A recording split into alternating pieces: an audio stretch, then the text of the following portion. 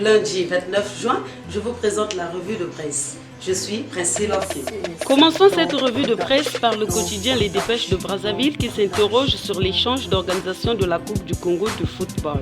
En effet, la crise sanitaire due à la pandémie du coronavirus a remis en cause l'avenir de cette compétition qui est associée aux festivités de l'indépendance du Congo. Dans sa livraison numéro 3770 du vendredi 26 juin, nos confrères Les Dépêches de Brazzaville parlent d'une réflexion de la CAF à la création de la Ligue féminine des champions. Habitués à ne disputer que les phases finales de la Coupe d'Afrique des Nations et des Jeux africains, les joueuses africaines vont bénéficier d'une compétition supplémentaire. Le journal Le Patriote du 29 juin parle de Rémi Ayayos Ikunga dans l'oubli pour toujours.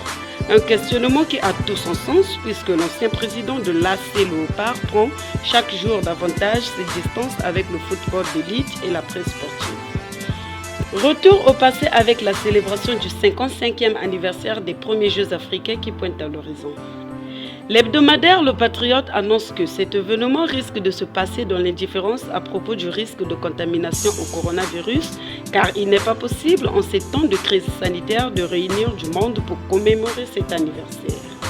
Un autre anniversaire s'est passé dans l'indifférence la plus totale. C'est celui des 70 ans du club sportif multidisciplinaire Diable Noir qui a vu le jour le 23 juin 1950. Grâce à l'intervention d'un jeune prêtre autochtone, l'abbé Fulbert Yulo. C'est la semaine africaine qui en parle dans son édition du 26 juin. Dans ce même numéro, une autre évocation est faite sur la première Coupe du monde de football organisée il y a 10 ans sur le sol africain. Pour illustrer ce souvenir, on y voit une photo de l'ancien président sud-africain Nelson Mandela avec le trophée de la Coupe du monde. Terminons cette revue par les dépêches du bassin du Congo, l'édition du vendredi qui titre en page 13 basket, la NBA compte puiser ses futurs stars en Afrique. Cet article part de la BIL, une compétition panafricaine organisée et subventionnée par la NBA et la FIBA.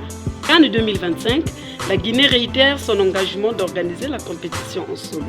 L'idée d'une co-organisation avec le Sénégal ne taraude pas l'esprit des autorités guinéennes.